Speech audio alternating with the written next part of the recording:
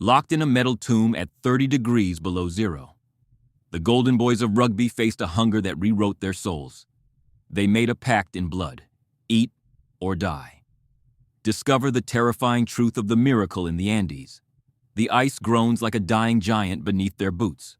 A gray twilight chokes the horizon. Captain Sun stares into the swirling white void. The wind is a jagged blade of frozen glass skinning his face alive. Beside him, Hayward stumbles. His breath is a frantic puff of silver mist. The sea ice beneath them is thin and treacherous. It ripples like dark skin over a cold throat. The smell of salt and old snow is suffocating. Suddenly, the world splits open.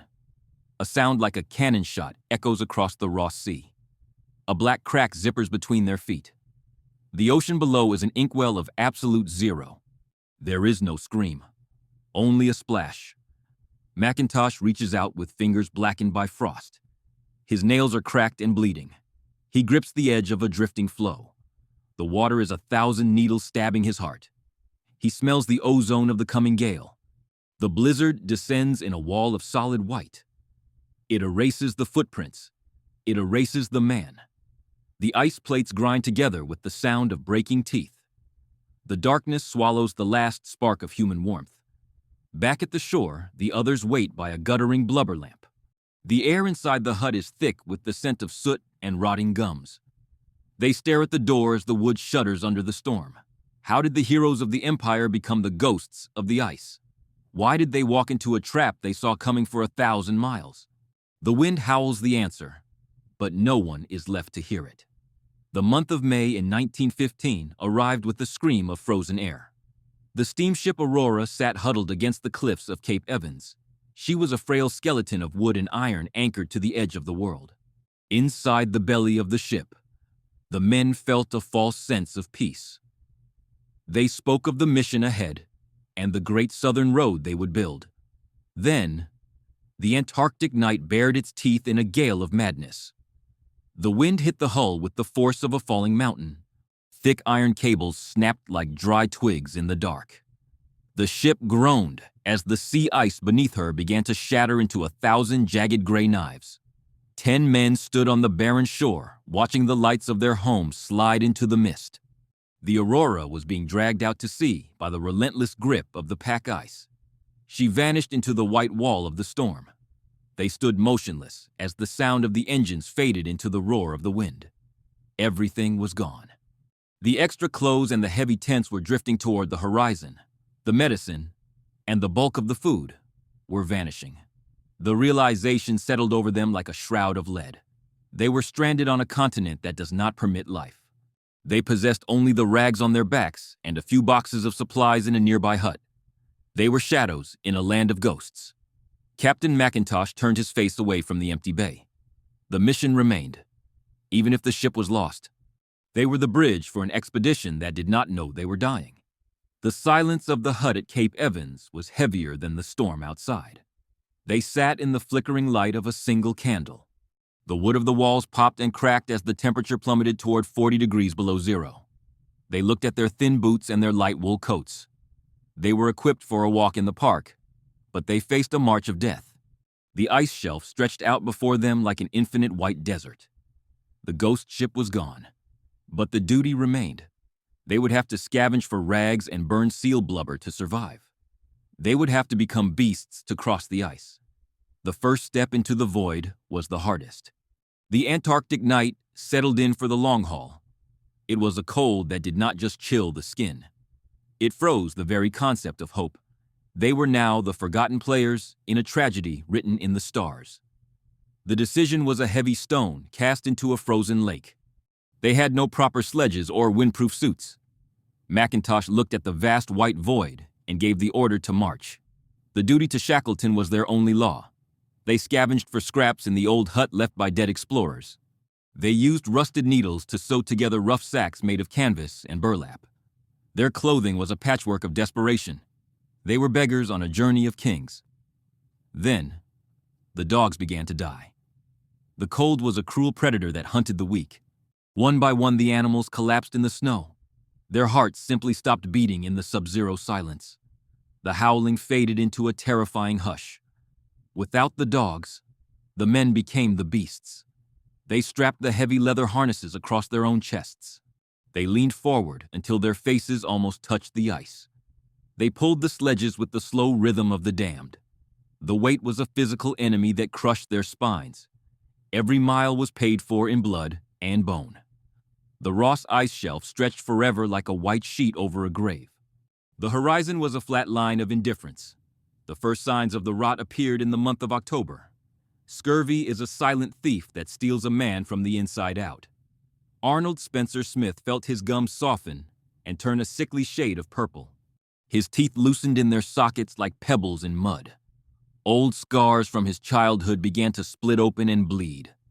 The body was forgetting how to hold itself together. The cold was reclaiming the very atoms of their flesh. They wiped black soot from the blubber lamps onto their faces to prevent the glare of the sun. It made them look like demons rising from the ice. The frozen blood on the harness straps turned into a dark crust.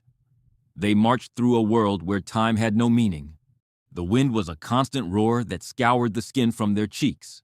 Their eyes were red pits of exhaustion. Yet, they continued to drag the wooden crates. They were building a road of food for an army that would never arrive.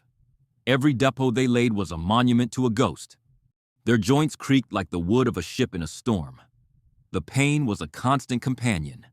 The ice began to change under their feet as the summer sun refused to set. It became a slush of gray misery. They were walking skeletons draped in filthy wool. The duty was the only thing keeping them upright in the void. The long march back from the final depot became a crawl through the mouth of a frozen hell. The Ross ice shelf was no longer a road, but a predatory beast. It waited for them to stumble.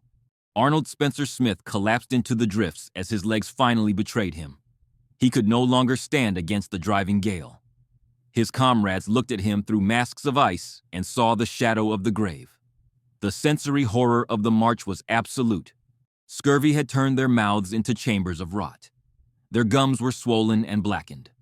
Their joints felt like they were filled with crushed glass and rusted iron. The smell inside the cramped tent was the scent of a dying hospital. It was the odor of unwashed bodies and the sweet stench of decaying flesh. They huddled together in the yellow light of a blubber lamp. They were forced to eat raw seal meat to keep the spark of life flickering. They chewed on rancid biscuits salvaged from a cache left 10 years before. Each swallow was a victory over the void. Their stomachs groaned. The mental strain was a heavy weight pressing behind their eyes. The white desert stretched to the horizon in every direction. There were no trees and no birds. There was only the sound of their own ragged breathing. Spencer Smith lay on the sledge like a piece of discarded luggage. He was wrapped in filthy furs as the others strained against the harnesses. His face was a pale mask of agony in the flickering twilight. His legs had turned a deep and bruised purple. The skin was tight and shiny with the pressure of internal bleeding. He stared at the gray sky with eyes that had already seen the end of the world. The wind scoured the tent with the sound of grinding teeth. It was a rhythmic screaming that never stopped. They were lost in a white cathedral of ice where the only god was the cold. Madness began to drift. They spoke in whispers to save their strength. Every word cost a calorie they did not have. They were no longer men, but ghosts of the empire. They were the walking dead in a land that hated life. The rot of the soul was deeper than the rot of the body. They felt the world forgetting them with every mile. They were dragging a dying man toward a hut that felt like a distant dream. The descent continued. The silence inside the tent was a heavy blanket of frost. Arnold Spencer Smith lay still under the weight of 47 days of suffering. His heart gave one final weak flutter, and then stopped forever in the dark. The survivors stood in the biting wind to bury him. They marked the lonely grave with a single bamboo pole. It stood like a skeletal finger pointing at the indifferent stars. The snow began to erase him before they even turned away. They finally reached the shelter of the Cape Evans hut. The wooden walls felt like a fortress against the white void. But the air inside was poisoned by a different kind of sickness. Cabin fever set in like a rot. Captain McIntosh stared through the frosted glass at the frozen sea. He was a man driven by a madness born of guilt and isolation. He could no longer bear the sight of the same four walls and the same dying faces. Victor Hayward looked at the captain and saw a mirror of his own desperation. They decided to make a final run for the distant base at Cape Royds. The sea ice between the points was a shifting jigsaw of gray danger. The others begged them to stay until the ice was solid. The mountain of snow was a living enemy, but the ocean was a hungry throat. McIntosh and Hayward ignored the warnings and walked out into the swirling gray mist. The storm descended with a roar of crushing ice. The horizon vanished in a wall of white needles. Back at the hut, the survivors listened to the wind and waited for a knock on the door that never came. 2 days later, the gale subsided into a mocking quiet. The search party walked out onto the fresh snow. They followed the trail of footprints until the white ground turned into the black water of an open lead. The footprints simply stopped at the edge of the abyss. There was no sign of a struggle and no sound of a cry.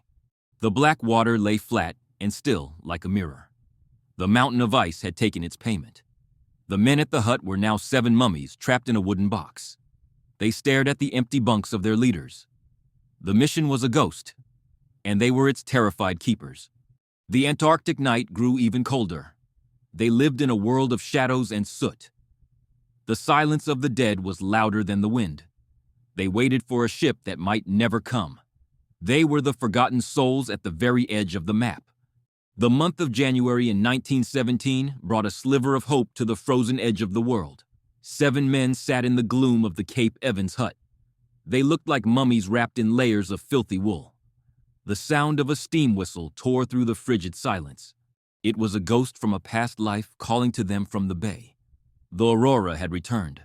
Her hull was streaked with rust and battered by 1,000 ice floes.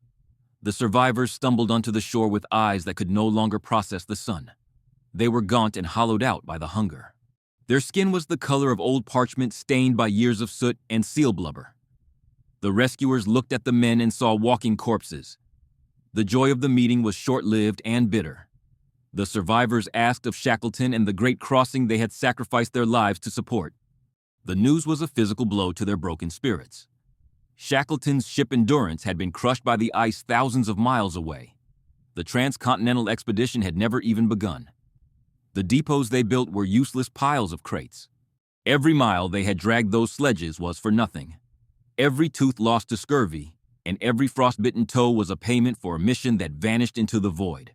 The heroic effort was a hollow triumph of the spirit. They boarded the Aurora and felt the warmth of the engines vibrating through the deck. They looked back at the receding white shelf. 3 of their brothers remained behind. They were locked forever in the ice of the Ross Sea.